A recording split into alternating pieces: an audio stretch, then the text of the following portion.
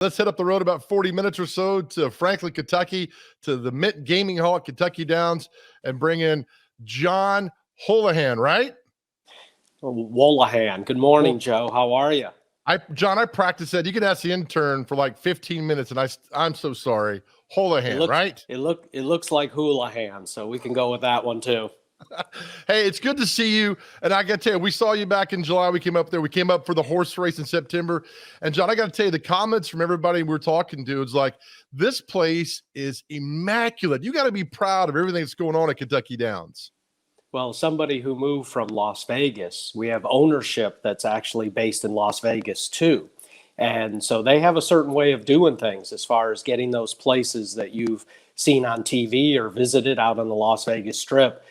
They know what they're doing. And so we brought a taste of that to Southern Kentucky, to Middle Tennessee. So we're really happy, really proud, and glad that people like you have come up and actually got to see it for themselves and enjoy it. You know what I noticed about the day? Because the intern and I came up there and spent some time with you, and you talked about customer service, and everybody loves talking about customer service, but you guys really preach and love customer service, don't you?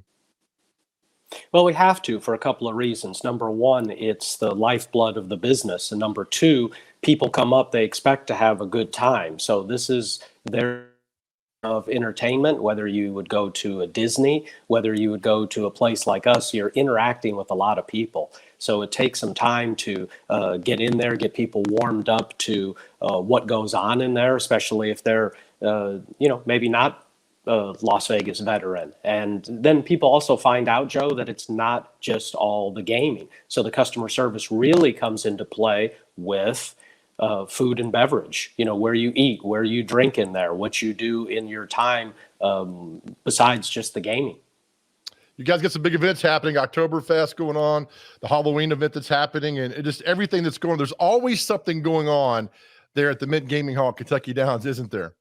Sure, promotion-wise, that's what makes it fun. Once again, we're there for people who want a little entertainment. It's a job to me, but for everyone who comes up, that's their fun time. So they want to have fun. So we've been doing some different things. Thursdays we have the Oktoberfest kiosk game, and they're special on Sam Adams Oktoberfest beer.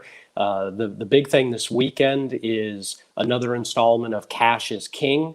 Those billboards have been up around Nashville, and those billboards have been up around Bowling Green.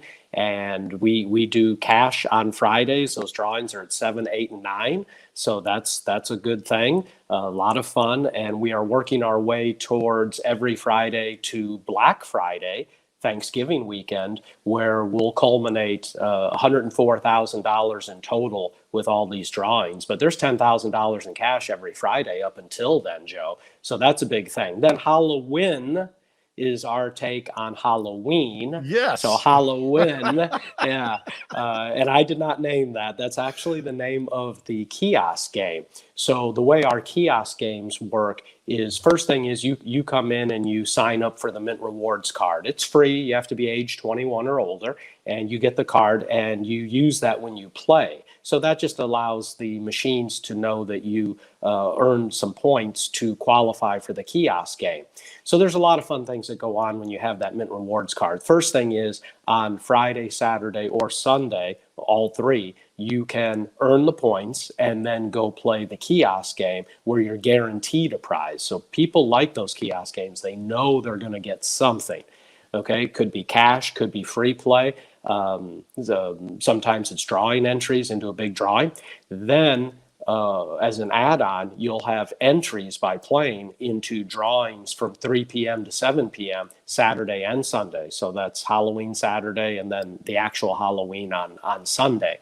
And those are during those afternoon, just barely to early evening, especially we know with the real Halloween for people, sometimes they want to be out and about on that night. So right. You can come out and have fun in the afternoon, and then, and so great prizes with anything that we do. So that's getting through Halloween weekend. Yeah, that's first. Yeah, that's first. John, that's fantastic. All right, so I told somebody yesterday that you were going to come on. They said, do they still have bingo at Kentucky Downs? And you guys still have bingo.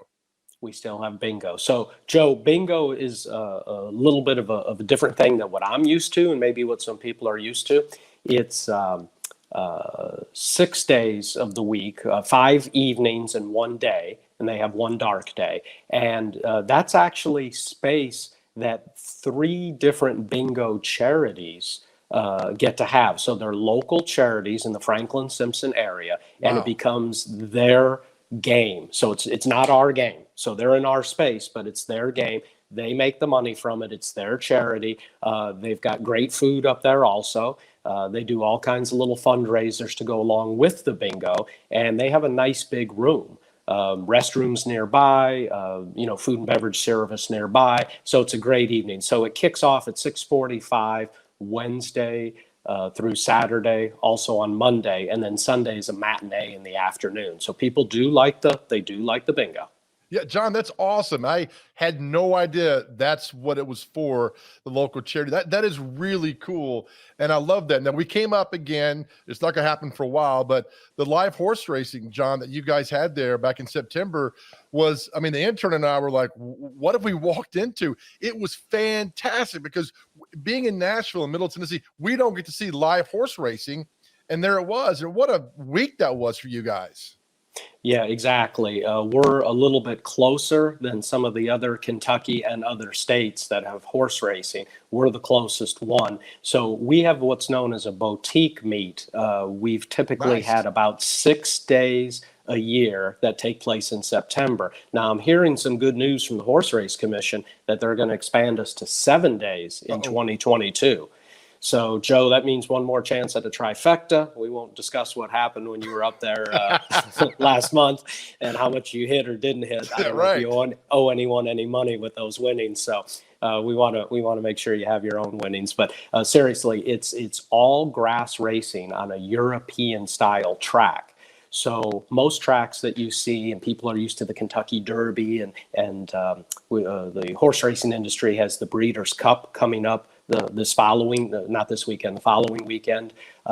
Those are a mix of races on the dirt and on the turf, the grass, and we are strictly grass like many European places.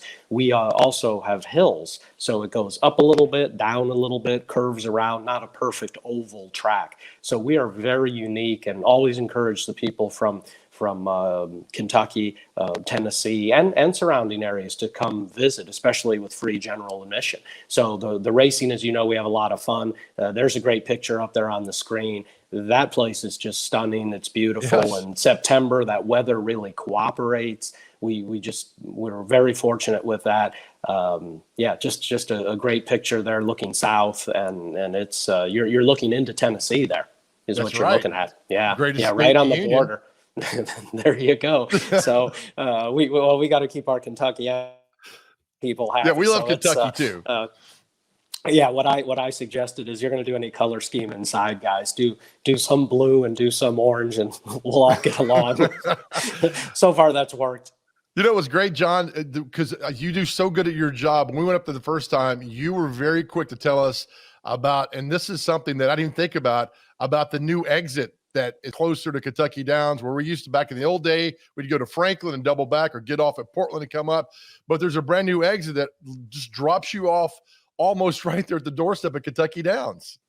Yeah, for the folks that are coming up on the 65, you come north, and there's in the past year an exit called 121, and it hooks into the state road. There is the 109. So you're right there in the Portland area, which is our sister city, right on the border with Franklin. So Franklin and Portland are right together.